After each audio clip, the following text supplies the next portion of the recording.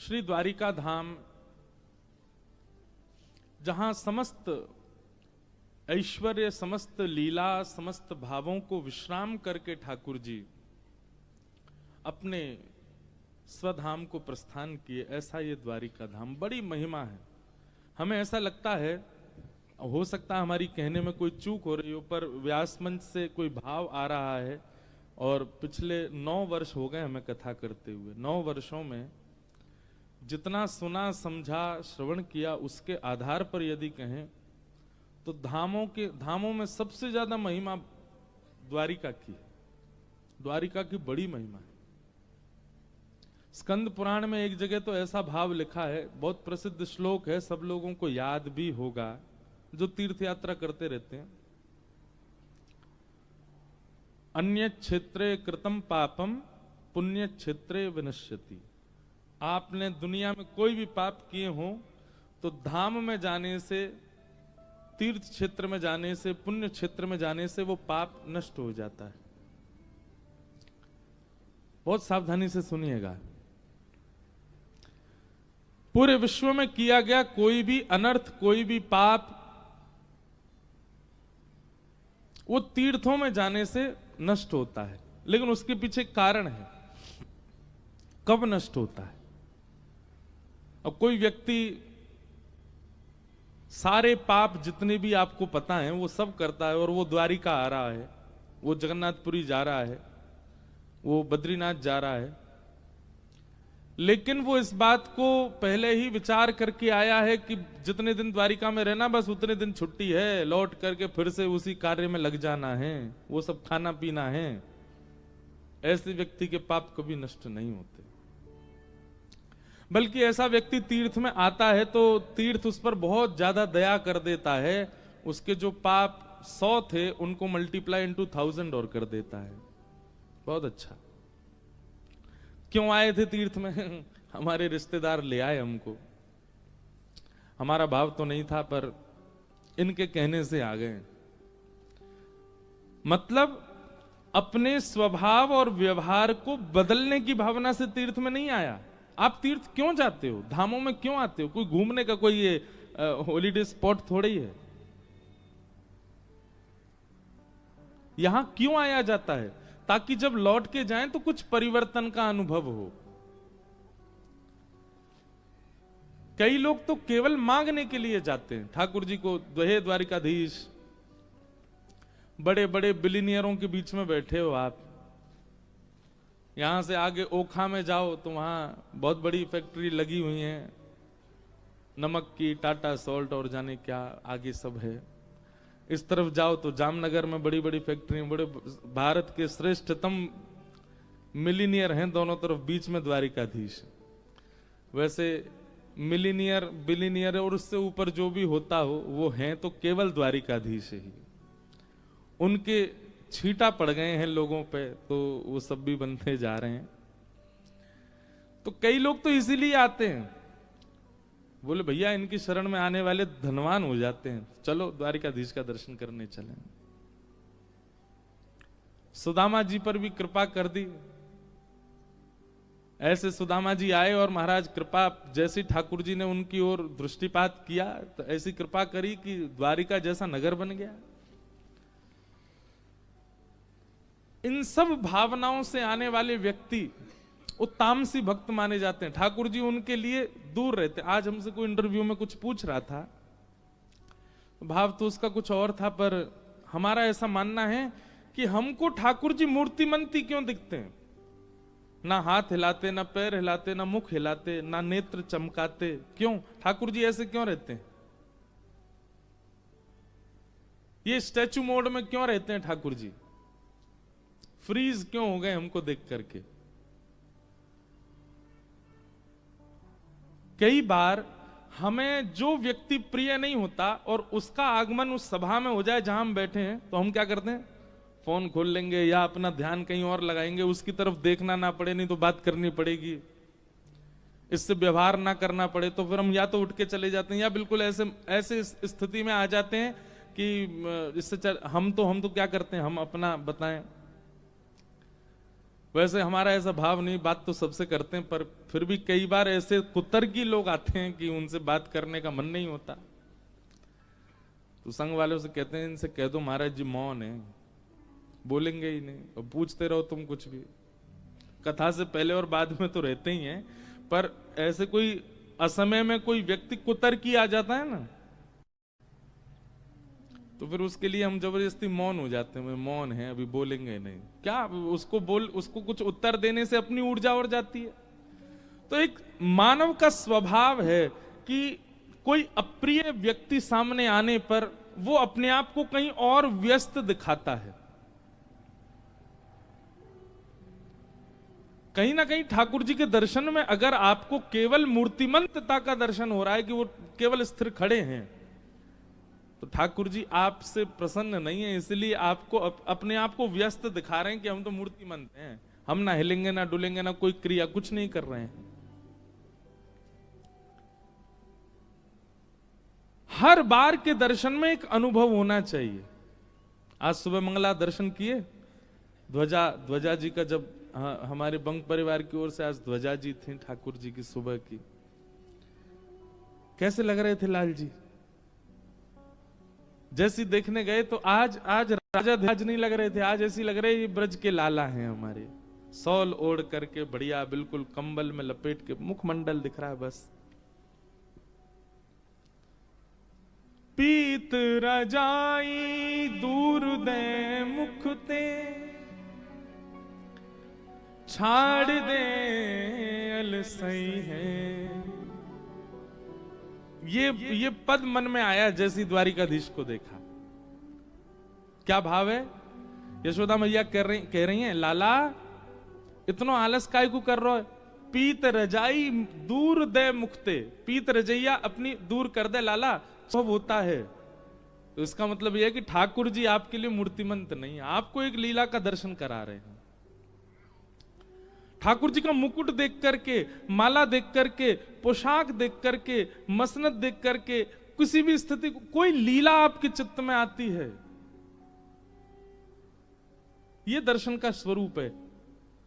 और केवल आपको ठाकुर जी दिख गए, बस खड़े हैं, कोई लीला स्मरण में नहीं आई है,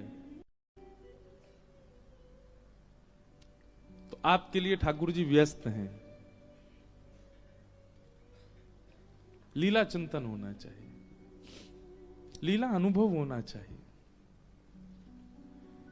तो बात हम क्या कर रहे थे, पर कहां से कहां चले जाते हैं। शास्त्र आज्ञा करते हैं कि पूरी दुनिया में किए गए पाप तीर्थों में जाने से नष्ट हो जाते हैं। पर कब?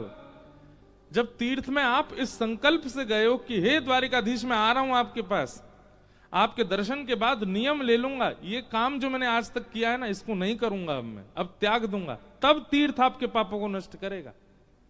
नहीं तो तीर्थ पे ऐसे तो फिर सारे चोरों की जमात लग जाएगी तीर्थों में, सारे गुंडों की जमात लग जाएगी, सब आते रहेंगे यहीं पे।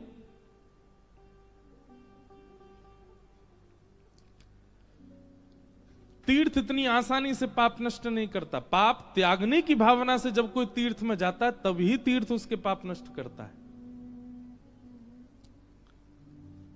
आप भाई आपको शुगर हो गया, आप रोज जाते हो डॉक्टर के पास, मेरी शुगर बढ़ रही है, मेरी शुगर डॉक्टर आपको रोज दवाई दे देता है, फिर भी आपकी शुगर कंट्रोल नहीं हो रही। एक दिन डॉक्टर ने कहा एक बात ये सुनो, इधर आओ, तुम रोज दवाई लेते हो, तुम्हारी शुगर कंट्रोल क्यों नहीं हो रही?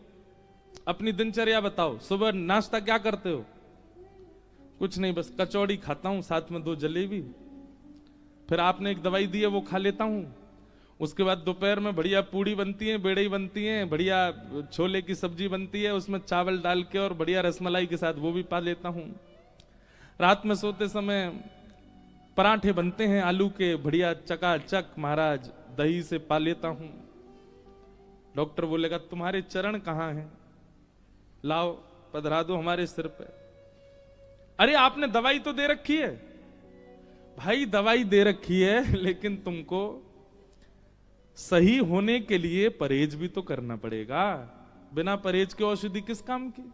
ऐसे ही तीर्थों में घूम रहे हैं, दया द्वारिका पहुंच गए, कभी सोमनाथ पहुंच गए, कभी बद्रीनाथ चले गए, ओ जगन्नाथपुरी पहुंच गए, वृंदावन चले गए, पर अपने स्वभाव का परहेज नहीं कर रहे हैं, स्वभाव के परिवर्तन का परहेज चित्त में नहीं है, तो कैसे तीर्थ आप पर कृपा कर देगा।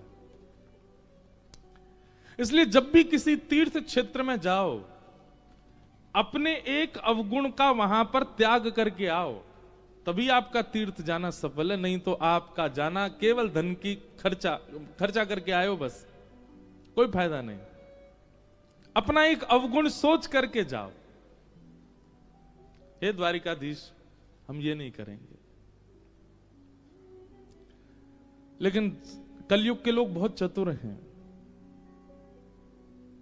महाराज जी ने कहा है तीर्थ में जाके कुछ तो त्याग के आना है। ठीक है, मैं रसगुल्ला नहीं खाऊंगा, गुलाब जामुन तो खाऊंगा, रसगुल्ला त्याग दूंगा।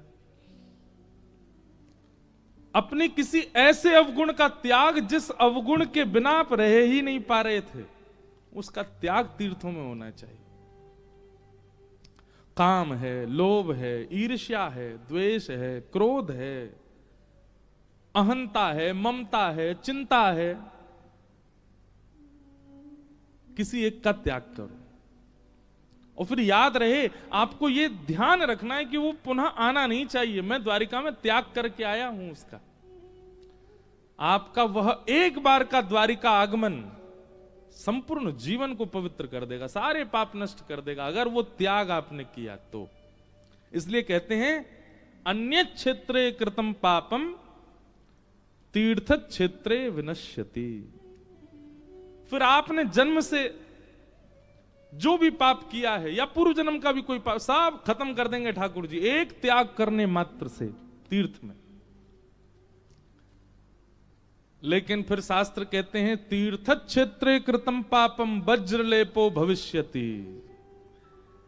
अगर तीर्थ में दूसरी जगह किए गए पाप तीर्थ में आगे नष्ट हो जाते हैं, पर तीर्थ में यदि कोई पाप कर दिया तो फिर तो वो पत्थर की लकीर हो जाएगा, वो किसी कारण से भी नष्ट नहीं हो सकता। आपने जगन्नाथपुरी में कोई पाप किया है, आप कितना भी कुछ कर लीजिए उस पाप से बच नहीं पाओगे आप, क्योंकि आप धाम में पाप करके आए हो। आपने बद्रीनाथ में कोई पाप किया है, सोमनाथ में कोई पाप किया है, तीर्थों में कोई पाप, हरिद्वार में कोई, और लोग करते भी हैं, आश्चर्य की बात है, तीर्थों में भी पाप करते हैं। अभी सोशल मीडिया का जमाना थोड़ा टर्न हो रहा है स्पिरिचुअलिटी की ओर।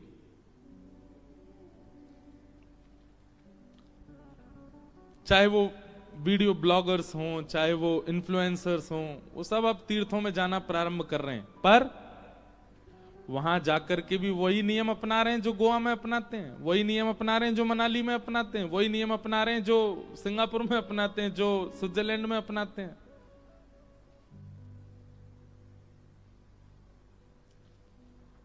इसका भुगतान बहुत कठिन हो जाएगा आपके लिए। इसलिए उनसे मेरी प्रार्थना कि तीर्थों में तो कम से कम तीर्थ के नियम के, और एक और बात सुनिए, किसी भी तीर्थ में जाने से पहले उस तीर्थ का महात्म्य जरूर सुना कीजिए। बिना महात्म्य जाने तीर्थ जाएंगे क्या लाभ। इसलिए हम रोज द्वारिका की एक बात बताते हैं आपको। मेरा स्वयं का ऐसा स्वभाव है, मैं कहीं भी जाऊं, दक्षिण में, उत्तर में, पश्चिम में, कहीं किसी भी नए तीर्थ में भी जाते हैं, वहां का कुछ ना कुछ पता चले, उसके बारे में क्या भाव है।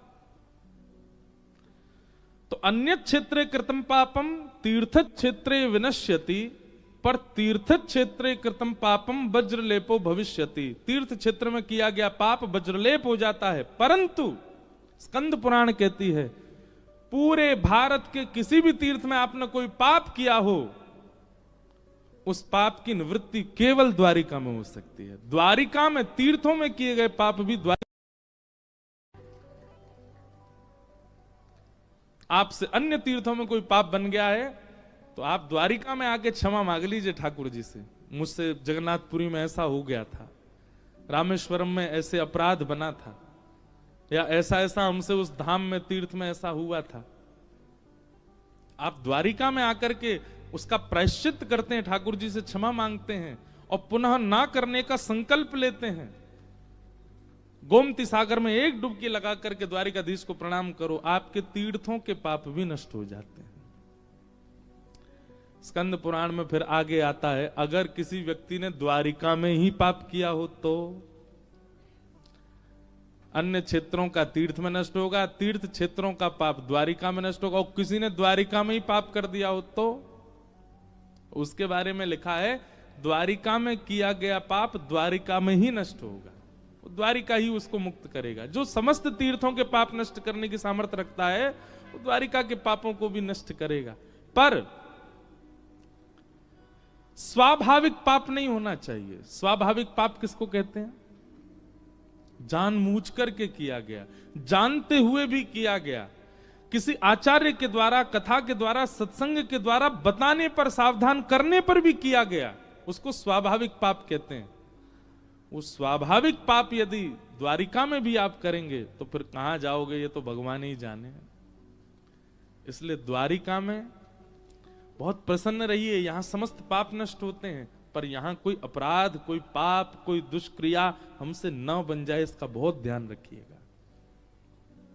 बहुत दयालु, बड़े कृपालु हैं श्री द्वारिकाधीश।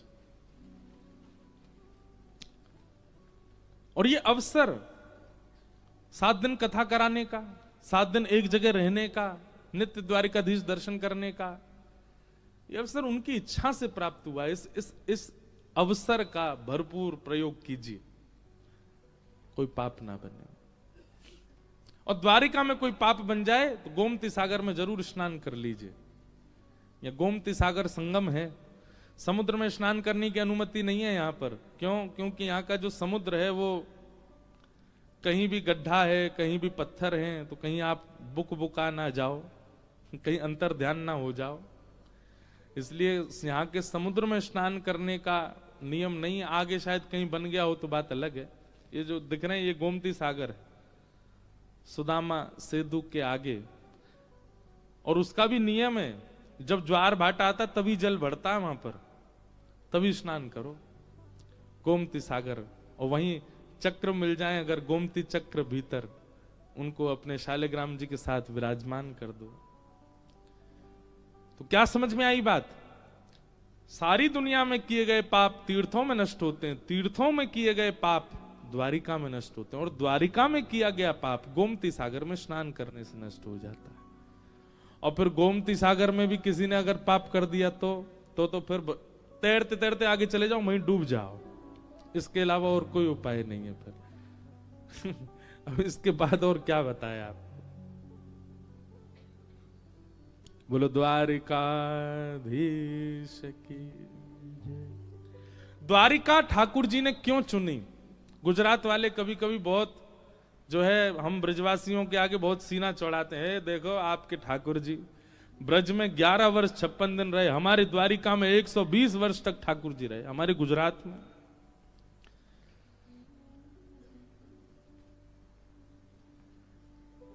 कई बार व्यक्ति का जन्म हुआ भारत में, भारत में रहा बेचारा 18 साल तक पढ़ाई की, स्कूल वगैरह की, और 18 साल के बाद बेचारे को विदेश जाना पड़ जाता है। विदेश में पढ़ाई करने गया, यूनिवर्सिटी में पढ़ा, फिर वहीं उसकी जॉब लग गई, वहीं बिजनेस चालू हो गया, वहीं कोई पसंद आ गई, ब्याह कर लिया, बच्चे आदि सब हो गए। जन्मा कहां? भारत में। अपनी युवावस्था कहां व्यतीत की? भारत में। पर अब कहां रह रहा है 40 साल से? विदेश में। उससे पूछो मन लगता है तुम्हारा? मातृभूमि की बहुत याद आती है। तो हमारे ठाकुर जी तो बेचारे मजबूरी में रह रहे हैं, नहीं ठाकुर जी को नित्य याद तो श्री वृंदावन की ही आती है।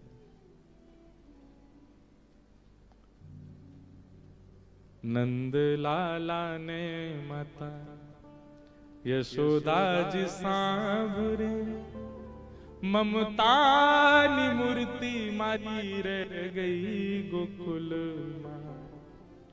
ठाकुर जी कह रहे हैं 56 भोगन थाल धराई के, 56 भोगन थाल धराई। मेरी गुजराती में उल्टा सीधा हो तो क्षमा।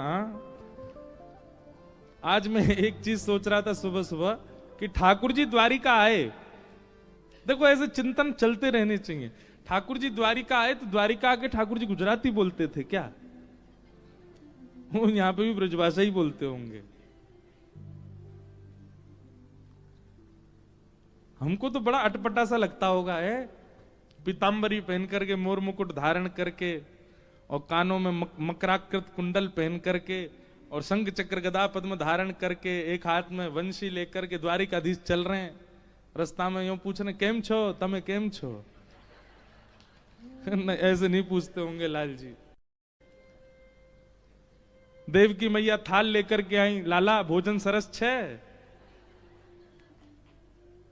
ठाकुर जी तो यहां भी यही बोलते, कैसो भैया, सब आनंद है, चकाचक घुट रही है कि ना घुट रही?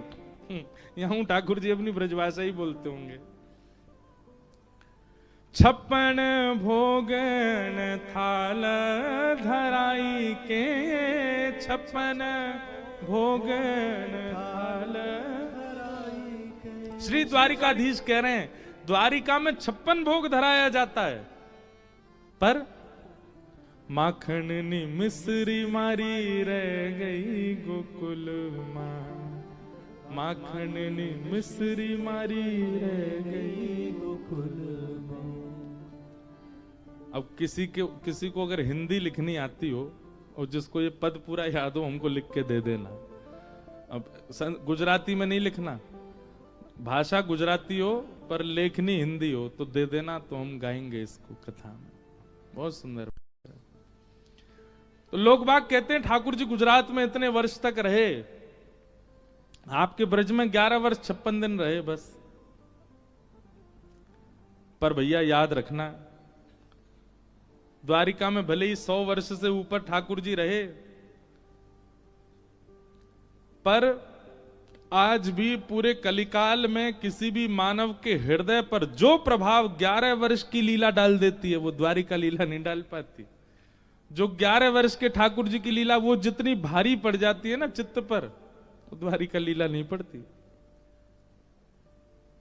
अवधि कितनी ज्यादा है ये महत्वपूर्ण नहीं है, जितनी है उसमें प्रेम कितना ज्यादा है वो महत्वपूर्ण है। यहां ठाकुर जी इतने वर्ष तक रहे, उसके पीछे भी एक कथा है। एक भक्त की मनोकामना के लिए ठाकुर जी यहां विराजे। कथा आती है,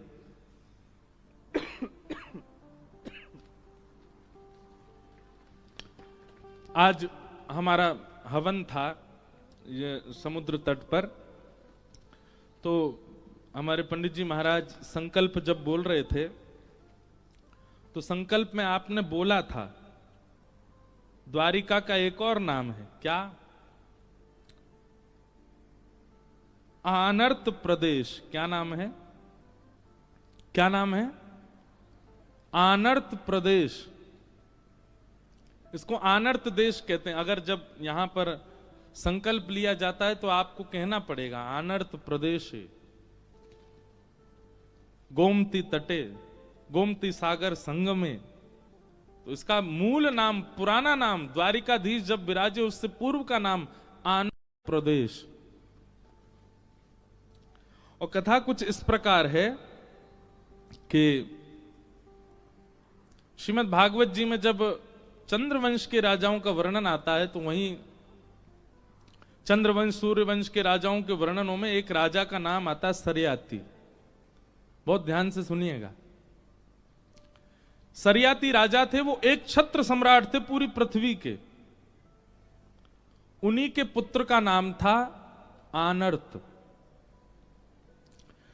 तो सरियाती राजा एक छत्र सम्राट जब बन गए पूरी पृथ्वी के, तो एक दिन अहम वश, अहंकार वश अपने सिंहासन पर बैठ करके बोले, ये पृथ्वी, ये भूमि, ये मेरी दासी है और मैं इसका स्वामी हूं। ये पृथ्वी मेरी दासी है। और ऐसा भी होता था बंधुओं कि प्राचीन काल में जब राजा होते थे तो उन राजाओं की आज्ञा पृथ्वी भी मानती थी। एक छत्र सम्राट यदि होते थे तो अगर राजा पृथ्वी को आज्ञा कर देते कि आपको यहां पर इस प्रकार की फसल उगानी है, तो पृथ्वी को वहां वो प्रकट करना पड़ता था, क्योंकि राजा को विष्णु स्वरूप ही माना जाता था। परंतु इस बात का कभी किसी राजा ने अभिमान नहीं किया कि वो पृथ्वी का राजा है।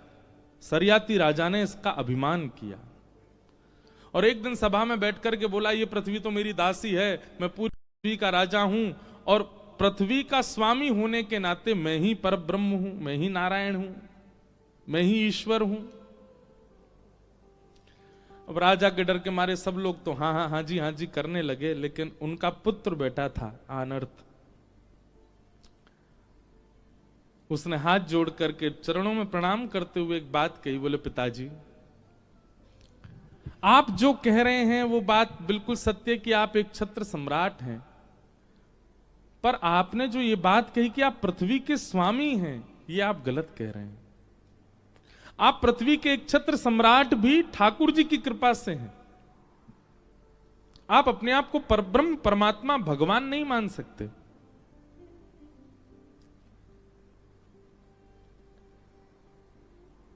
सुबह सुबह उठते ही कितने लोग हाथ देखते हैं, हाथ ऊपर करो, झूठे, सबरे झूठे।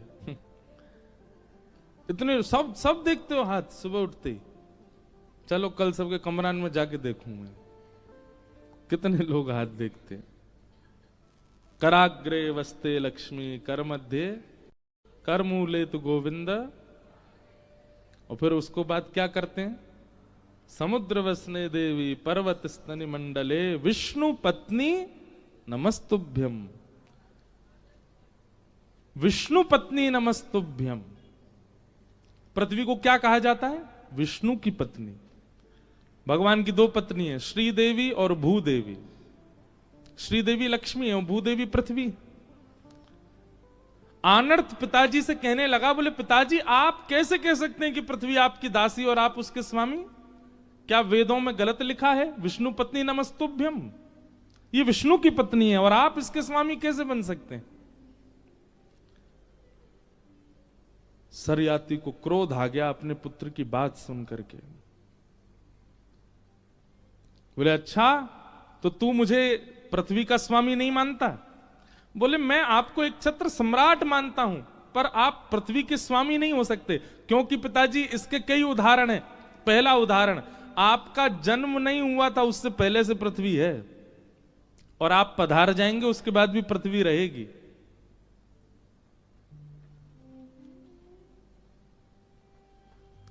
वो अनादिकाल से है और अनादि तक रहने वाली, आप उसके स्वामी कैसे हो सकते हैं? वो आपसे भी प्राचीन है। और दूसरी बात, भगवान की पत्नी है वो, और एक बार जिसका ब्याह हो गया, एक बार जिसको पतिवरण हो गया और सदा के लिए एक साथ रह रहे हैं, वेदों में भी प्रमाण है, उसका अन्य पति कैसे हो सकता है? इसलिए मैं वेद प्रमाण बात मानूंगा। आप पृथ्वी के सम्राट भले ही होंगे, स्वामी नहीं हो सकते। आनर्त और सरियाती में थोड़ी नोकझोंक हो गई। सरियाती ने कहा तो फिर ठीक है, तू मुझको अगर पृथ्वी का स्वामी नहीं मानता तो मैं पृथ्वी का एक छत्र सम्राट होने के नाते आज्ञा देता हूं, मेरी पृथ्वी के एक भी कोने में तू नहीं रहेगा, मेरे राज्य को छोड़ के चला जा। कहां जाएगा बता? पूरी पृथ्वी पर मेरा शासन है और मैं अपने शासन में तुझे रहने नहीं दूंगा। आनर्त बोला, आप पृथ्वी के सम्राट हैं, समुद्र के नहीं। मैं समुद्र में चला जाऊंगा, मैं समुद्र पर रहूंगा, और समुद्र के स्वामी तो नारायण है। और आनर्त तुरंत निकल पड़े राज्य छोड़ करके, और चलते चलते यहीं आए, इसी स्थान पर। और यहां आकर के समुद्र में कटी भर प्रवेश करने के बाद, प्रवेश करते जा रहे थे, ऊर्ध्व भुजा धारण कर ली, एक पैर पर खड़े हो गए समुद्र की लहरों के बीच में, और वहीं तप करने लगे ठाकुर जी का। आनर्त के इस तप को देख करके श्री ठाकुर जी बड़े प्रसन्न हो गए, और प्रसन्न होकर के ठाकुर जी ने तुरंत समुद्र नारायण भगवान को आज्ञा की। बोले पूरा पृथ्वी मंडल, यहां का एक छत्र सम्राट सरियाती है, समुद्र का राजा मैं हूं, मैं आपको आज्ञा देता हूं, जिस क्षेत्र में, जिस स्थान पर आनर्त खड़ा है, उसके 100 योजन की भूमि आप खाली कर दीजिए, पीछे चले जाइए और उस भूमि का राजा, उस भूमि का स्वामी, पृथ्वी का राजा ना होके आनर्त को बना दीजिए। इस पूरे 100 योजन के भूखंड में पृथ्वी के राजा की आज्ञा नहीं चलेगी, ये मेरी आज्ञा है। और भगवान ने आकाशवाणी करके समुद्र नारायण भगवान से कहा, आप 100 योजन भीतर चले जाओ, जहां वो खड़ा है उससे, और इतना पूरा क्षेत्र ये आनर्त का होगा। समुद्र नारायण तुरंत प्रकट हुए, आनर्त के तप से प्रसन्न होकर बोले, भगवान ने आज्ञा की है, आपको पिताजी ने देश से निकाल दिया और आपने ठाकुर जी की सत्ता को प्रमाणित करने के लिए अपने पिता का देश त्याग दिया। इसलिए भगवान ने आज्ञा की है कि आप जहां खड़े, यहां से चारों ओर 100 योजन तक ये आपकी भूमि है, यहां पृथ्वी पर किसी राजा का शासन नहीं होगा, और मैं अब पीछे हट रहा हूं। और समुद्र नारायण पीछे जाने लगे। आनर्त बहुत प्रसन्न तो हुए, पर नेत्रों में अश्रु भर आए। ठाकुर जी के चरणों में प्रणाम किया, बोले, भगवान मेरी एक कामना सुन लीजिए। भगवान प्रसन्न हो गए, प्रकट हुए, बोलो क्या चाहिए बताओ। बोले, एक भक्त कभी नहीं चाहता कि उसके नाम से या उसकी सत्ता से किसी बात का प्रचार हो। भक्त कभी प्रचार में नहीं रहना चाहता। मैं नहीं चाहता कि इतिहास में या भविष्य में लोग इस भूमिखंड को मेरे नाम से जाने। जब कभी भी मेरा नाम लिया जाएगा मुझे तो पीड़ा होगी नाथ। आपने मुझे ये स्थान दिया है, ये भूमिखंड मुझको दिया है, मैंने मांगा नहीं था, मेरी इच्छा भी नहीं थी, पर आपने मुझे दिया है, तो कृपा करके अब मेरे इस स्थान को आप सुशोभित कीजिए, ये आपके नाम से जाना जाए, आपकी उपस्थिति से इसकी महिमा हो, ऐसी कृपा इस पर कीजिए। भगवान बड़े प्रसन्न हो गए। समझ रहे ना कथा पूरी? आनर्त से बहुत खुश हुए। ये कथा बहुत लोगों को नहीं पता होगी। भगवान बोले, हम योजना बनाएंगे और तुम्हारी इस भूमि को हम ही पवित्र करेंगे। फिर आनर्त के वंश में एक राजा हुए, उन राजा का नाम था रैवत। क्या नाम था? रैवत। रैवत की पुत्र की पुत्री का नाम था रेवती। रेवती जी का विवाह हुआ बलराम जी के साथ, और बलराम जी से रेवती जी के विवाह करने में रैवत राजा ने अपनी पौत्री, अपनी पुत्र की पुत्री के ब्याह में दहेज रूप में आनर्त देश को प्रदान किया, द्वारिका को प्रदान किया। ये एक कथा शास्त्रों में ऐसी बताई जाती है। दहेज में मिली ठाकुर जी को, और ठाकुर जी को भी नहीं, बड़े भैया को दहेज में मिली द्वारिका नगरी। तो बलराम जी को तो पहले बड़ा संकोच हुआ, बोले दहेज में, हमको तो दहेज चाहिए ही नहीं, और ये तो हमारे जो पितामह ससुर जी हैं, ये तो पूरी की पूरी भूखंड ही दे रहे हैं। तब ठाकुर जी ने बलराम जी को समझाया, बोले ये नहीं दे रहे और आप ले भी नहीं रहे, ये एक पूर्व की कथा है, इनके पूर्वज आनर्त को हमने वचन दिया है कि उसकी भूमि को हम स्वीकार करेंगे, इसलिए आप ले लीजिए। और तब इस भूमि को पाकर के आनर्त देश से इसका नाम परिवर्तित हो गया, और क्योंकि द्वार द्वार पर ब्रह्म विराजमान हो गए, द्वारी द्वारी कम ब्रह्म, इसलिए इस स्थान का नाम द्वारिका हुआ। जहां हर द्वार से वैकुंठनाथ का दर्शन हो सकता है, उसका नाम है द्वारिका। आप लोग भले ही, हमारा जो रिजॉर्ट है वो भले ही द्वारिका से 7-8 किलोमीटर की दूरी है, पर यहां पर भी अगर पीछे बालकनी है, कहीं पे खिड़की, कहीं से भी खोल के देख लो, आपको जगत मंदिर, द्वारिकाधीश जी के मंदिर का नाम क्या है? जगत मंदिर। जगत मंदिर का दर्शन आपको सब जगह से हो जाएगा। द्वारिका में आप कहीं चले जाओ, किसी भी खिड़की छत से जाकर के देख लो, आपको मंदिर जरूर दिख जाएगा, ध्वजा जी दिख जाएंगी। ऐसा कोई ही ऐसा स्थान होगा जहां से द्वारिकाधीश जी का मंदिर ना दिखे। आप जैसे ही द्वारिका क्षेत्र में प्रवेश करेंगे, किसी भी कोने में चले जाओ, आपको मंदिर जरूर दिखेगा। इसलिए हर द्वार से जहां वैकुंठनाथ का स्थान दिखता है, उसका नाम है द्वारिका। और फिर भगवान ने इस भूमि को स्वीकार किया, और यहां, अच्छा, जिस भूमि का हम दर्शन कर रहे हैं, ये भगवान की सभा सुधर्मा सभा यहां थी ठाकुर जी की। ठाकुर जी का मूल निवास, पटरानियों का निवास और भगवान का पूरी द्वारिका जो थी वो तो समुद्र के भीतर विराजमान है। हम जिस द्वारिका का दर्शन कर रहे हैं ये ठाकुर जी की स्वधर्मा सभा, जहां ठाकुर जी बैठ करके अपनी सभा करते थे, सब राजाओं से बैठ के चर्चा करते, आदि आदि सब वार्ता होती, ये वो सभा स्थान है द्वारिका। ऐसी द्वारिका आनर्त पर कृपा करने के लिए श्री ठाकुर जी द्वारिका में आकर के विराजमान, इसलिए ठाकुर जी ने इस भूमि को चुना। लोग पूछते हैं कि यही खंड क्यों चुना गया, इतनी बड़ी दुनिया में यही क्यों चुना ठाकुर जी ने? इसलिए चुना क्योंकि आनर्त ने इस भूमि पर तपस्या करके इसको अपना बनाया और अपना बना करके ठाकुर जी को अर्पित किया था, इसलिए ठाकुर जी यहां द्वारिकाधीश बन के विराजे। बोलो द्वारिकाधीश की। तो अगर कोई आपसे पूछे तो आप यहां का पूरा भाव अब बता सकते हैं कि ठाकुर जी द्वारिका में क्यों बसे, ब्रज छोड़ करके ठाकुर जी यहां क्यों आए। वहां नाथ द्वार में अजब कुमारी के लिए ठाकुर जी चले गए। देखो, ब्रज प्राणों से भी ज्यादा प्रिय है ठाकुर जी को। एक पद है अष्ट सखाओं का, उस पद में श्री संभवतः कुंभनदास जी का है,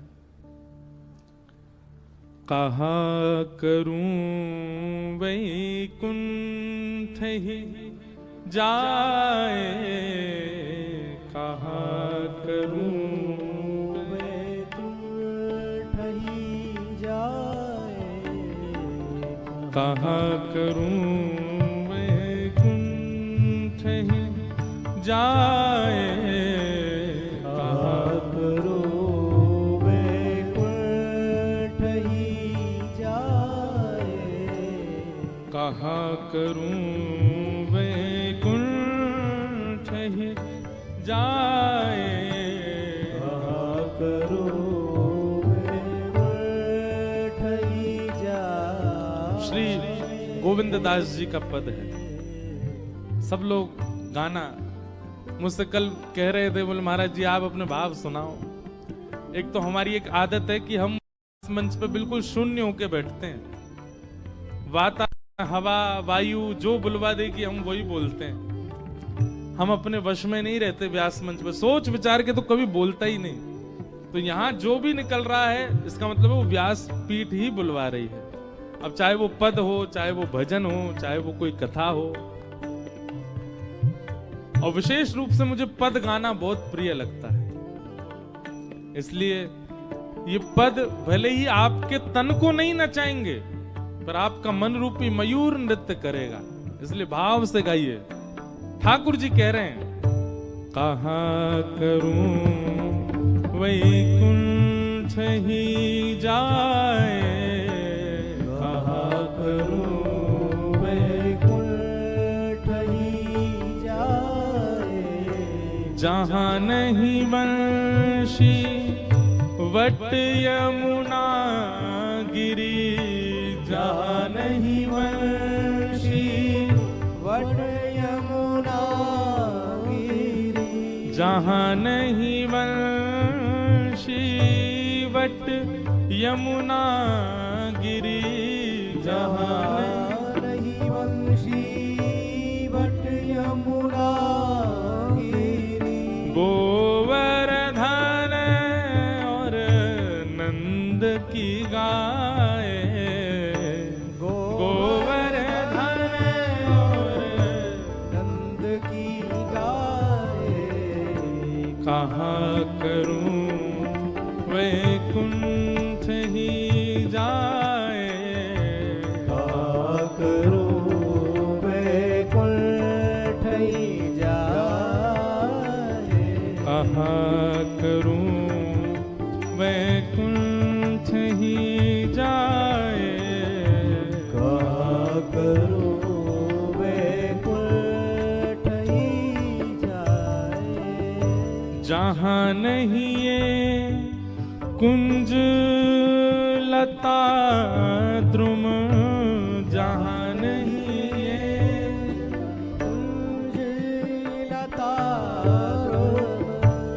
मंद सुगंध बहत ना व्यारे, मंद सुगंध बहत नहीं प्यारे।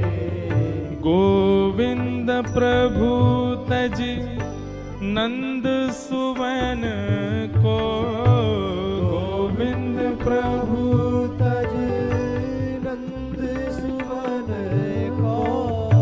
ब्रज तज मोरी जाए बलाए, ब्रज तज मोरी जाए बनाए। कहाँ करूं वैकुंठ ही जाए, कहाँ करूं वैकुंठ ही जाए। कहाँ करूं वैकुंठ ही जाए, कहाँ करूं वैकुंठ ही जाए। स्पष्ट इस पद में ठाकुर जी क्या कह रहे हैं? जहां नहीं वंशी वट, यमुना गिरी गोवर्धन, जहां पर गोवर्धन नहीं, यमुना जी नहीं, वंशी वट नहीं और नंद बाबा की गैया नहीं, वहां जाके मैं कहां करूंगो? ऐसे वैकुंठ में मोकू नाए जानो। उस वैकुंठ में ना जाने की बात ठाकुर जी कर रहे हैं, लेकिन द्वारिका आ गए। क्यों? वैकुंठ में आनर्त जैसा भक्त पुकार नहीं रहा है, इसलिए वैकुंठ की मना कर दे रहे हैं ठाकुर जी।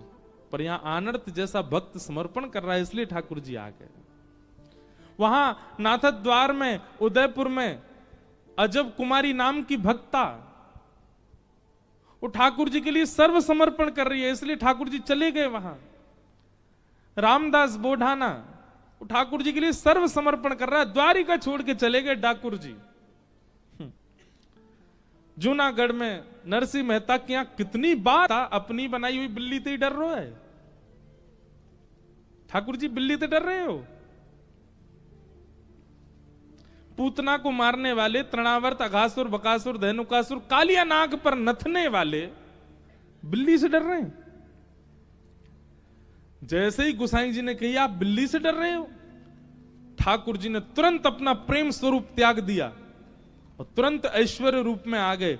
और ऐश्वर्य रूप में आके बोले, गुसाई जी अगर आप मुझे ईश्वर मानते हैं तो फिर ऐश्वर्य भाव से सेवा कीजिए मेरी, और ऐश्वर्य भाव से सेवा करोगे तो मैं अपराध भी देखूंगा, मैं पाप भी देखूंगा, मैं नियम भी देखूंगा, मैं सब चीजों का ध्यान रखूंगा। लेकिन क्योंकि आप वात्सल्य भाव से मेरी सेवा करते हैं, इसलिए मैं लाला बन के सेवा करवा रहा हूं। और लाला बन के सेवा करवाऊंगा तो लाला को तो डर भी लगे, बिल्ली तू लगेगो, छिपकली तू लगेगो, चेंटी तू लगेगो। लेकिन आप पहले ही बता दीजिए, आपके अंदर अगर ऐश्वर्य भाव आ रहा हो तो फिर मैं भी ऐश्वर्य बन करके ही अपनी सेवा कराऊंगा। गोसाई जी बोले, क्षमा क्षमा भगवान क्षमा, आप लाला ही बने रहो। तो ऐश्वर्य रूप ब्रज के बाहर सब जगह है ठाकुर जी का, पर वृंदावन में तो ठाकुर जी को प्रेम स्वरूप है। कैसो प्रेम स्वरूप है लाल जी को? पूरी दुनिया के लिए वेदों में नियम लिखा है कि सूर्य उदय से पहले उठ जाना चाहिए हर व्यक्ति को, पर हमारे वृंदावन में वही लाला जाकी वेद नेति नेति करके आराधना करते हैं, वही लाला 8 बजे उठे। दुनिया नहा धो करके परिक्रमा करके संध्या वंदन करके नाश्ता पानी कर ले, तब हमारे लाल जी की उवासी हो गए, खुले आंख, आहा। ठाकुर जी बिहारी जी की मंगला होती है 8 बजे, और वो उसमें भी घंटी नहीं बजती। क्यों? घंटी बज जाएगी तो लाला डर जाएगा हमारो, बिना घंटी की आरती घुमाए तो।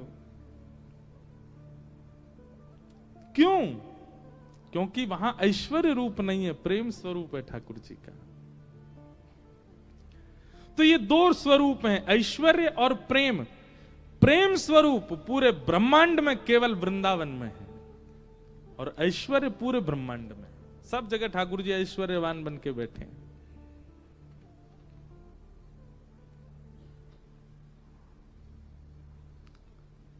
तो अपने प्राण प्यारे ब्रज को भी ठाकुर जी छोड़कर के प्रेम स्वरूप से नहीं गए, ऐश्वर्य रूप से गए द्वारिका।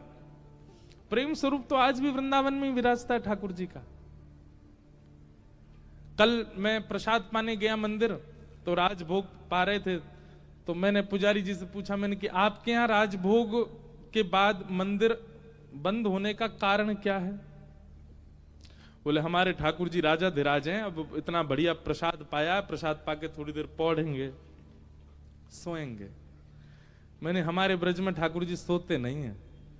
दोपहर में ठाकुर जी के मंदिर बंद क्यों होते हैं? वो लाला आप गैया चरावे जावे को, इसलिए कई मंदिरों में ठाकुर जी को छड़ी धराई जाती है, छड़ी धारण कराई जाती है, गेंद धारण कराई जाती है। ठाकुर जी गेंद लेके, छड़ी लेकर के और कटकाचनी पहन करके, और कई मंदिरों में ठाकुर जी की भोग सामग्री रखी जाती है, लाला वन में जाएगो गैया चरावे, तो ऐसी व्यवस्था करके भेजा जाता है। दोपहर में 1-2 बजे वृंदावन में दर्शन क्यों नहीं होते? बोले क्योंकि लाल जी मंदिर में है ही नहीं, गैया चरावे गए जमुना पल्ली पार, 4:30-5 बजे लौटेंगे तब दर्शन होंगे। और 4:30 5 बजे उत्थापन जब होगा ठाकुर जी का, तो फल का भोग लगाएंगे। फल का भोग क्यों? बोले ठाकुर जी अभी लौट के नहीं आए नंद भवन, वन में ही हैं, तो वन की भिलनियों ने फल तोड़ तोड़ के ठाकुर जी को पधराए, इसलिए फल का भोग लगता है। और फिर ठाकुर जी जब लौट करके आते हैं 4:30-5 बजे के बाद, फिर मंदिरों में हल्के गर्म जल से थोड़े कपड़े गीले किए जाते हैं, फिर ठाकुर जी गाल पहुंचे जाते हैं, हाथ पहुंचे जाते हैं। बोले क्यों? गैया चरावे गए तो गौ रज लग गई है ठाकुर जी को, तो धीमे धीमे वो रज मिटाएंगे, थोड़ी थोड़ी साफ करेंगे, फिर ठाकुर जी की संध्या आरती करते हैं, राधा रमन जी में औलाई करते हैं। क्यों? क्योंकि वहां ठाकुर जी ऐश्वर्य रूप में नहीं है, प्रेम स्वरूप में विराजमान है।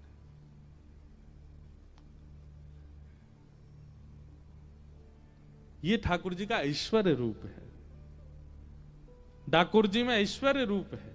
पर हां, व्यक्ति भले ही कितना भी ऐश्वर्यवान हो जाए, वो अपने हृदय का प्रेम नहीं छुपा सकता। इसलिए आज भी द्वारिका में श्रृंगार आरती में सुबह और शाम को संध्या आरती में आज भी ठाकुर जी वंशी धारण करते हैं। श्री द्वारिकाधीश चतुर्भुज हैं, पर वंशी धारण होगी ठाकुर जी को। संध्या आरती, श्रृंगार आरती में ठाकुर जी वंशी बजाते हैं, मतलब श्रृंगार करके आज भी ठाकुर जी वृंदावन को याद करते हैं, श्री द्वारिका में रहते भय भी। ऐसे ठाकुर जी का प्रेम भाव है। द्वारिकाधीश को भी अगर आप वृंदावन प्रेम से पुकारोगे तो ठाकुर जी को और अच्छा ही लगेगा। हम तो जाके ऐसे ही बोले, मैं लाला बहुत जोरते आनंद कर रहा हो, हमारे ब्रज में पलो बड़ो, यहाँ के राजा धीराज बन गए, आनंद आ रहा हो, खूब जोरते बैठो सिंहासन में, ठीक है बढ़िया लाला, चकाचक भीतर बैठो रे, हम ब्रजवासी दूर दूर खड़े हैं। ऐसे करके ठाकुर जी से थोड़ी चर्चा करें तो